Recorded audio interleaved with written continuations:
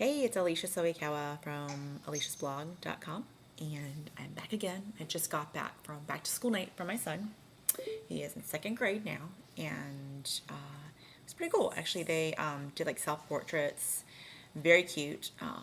If you go, I think I'm gonna maybe attach it to this blog to put the picture of him drawing a picture of himself. But it was funny. He said his favorite color was red, which I really didn't have any idea of that, which is interesting. And then he said his favorite food was chocolate. Surprise, surprise. And that he wanted to be a demolition man when he grew up, which I thought was hysterical because of course there was a lot of like football players and teachers and that kind of stuff. And my child puts demolition man. So that gives you a little clue into what kind of personality he has, very larger than life. And one day, if he does become a demolition man, we'll have to show him that picture. And there was also a little another cute note in his desk area because I was drawing a little picture because we were able to leave notes for our kids. And it was kind of funny because I took a picture of it to remind me what it said. And it just said happy. And then it says underneath it were some things I guess that makes him happy. And one of them was when we will put up the Christmas lights, which, every child loves Christmas and our kids are really, really getting into it now. And I remember that feeling when I was younger, like that's like what you lived for year round. It was like your birthday and Christmas and like certain holidays. His radio, he said my radio, pumpkins, because we're getting close to Halloween now, and his lava lamp.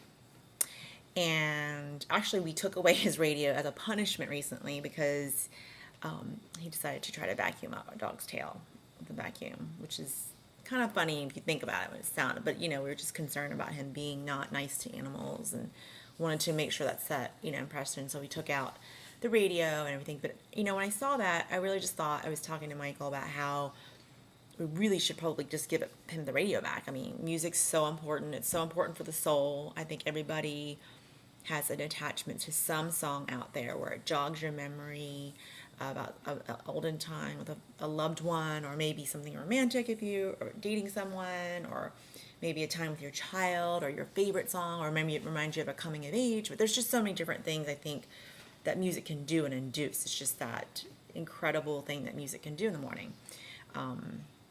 But just looking at that note kind of made me think about happy, the word happy, and how when you're younger it's so easy to label what makes you happy, because I think you're not clouded and you're not jaded, you haven't seen or heard, I mean most children, let's put it that way, because some children do have a really rough upbringing and deal with a lot of bad things, but your typical child, let's say average child, can probably tell you like 5 or 6 things, maybe 100 things that make them happy in 2 seconds, right? But when you become an adult, it seems like how it's so much harder to put it into specific words of what really makes you truly happy.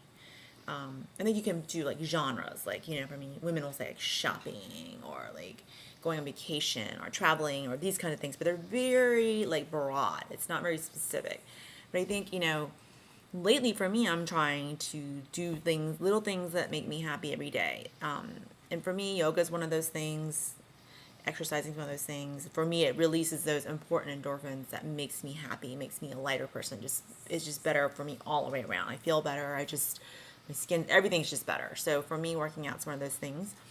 I definitely feel it when I don't work out on a day, even if it's a day I want to take off. I just don't, my mood just doesn't feel as good. And also I noticed, like, for myself, I'm sure everybody's guilty of this too, is like there's certain foods that make you happy, right? Like ice cream, cookies, and cakes, and maybe pizza, and something salty, and chips if you're one of those people, or certain sodas, or maybe your favorite wine, or your favorite cocktail. But for me personally, I'm trying to get away from doing the things that make me happy that revolve around food, and getting towards more activities or things that fill me up in different ways, not my stomach up necessarily. And then I won't berate myself about I shouldn't have eaten this or shouldn't have eaten that and have a stomach ache.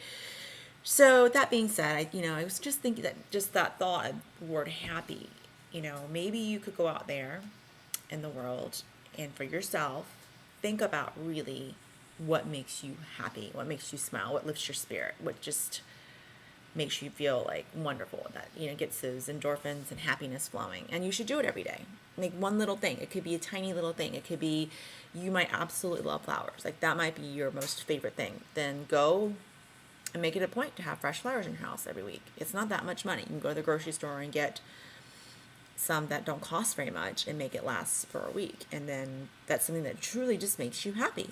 And that will get you happier and your mood happier. And I think that will reflect in other areas of your life. That's just a small example. Maybe movies are your passion. Maybe you should try to make a point to watch a movie every week, or reading. Reading is like find a book that you really truly love and do that, or taking a bath, or grabbing a cup of coffee with your best friend. Those kinds of little things, I think, if you carve that time out, even if it's just one thing on your list that makes you happy, and giving yourself that time, I think you'll be surprised at how much it feeds your soul. For Michael last week, he actually went and shot guns with a friend.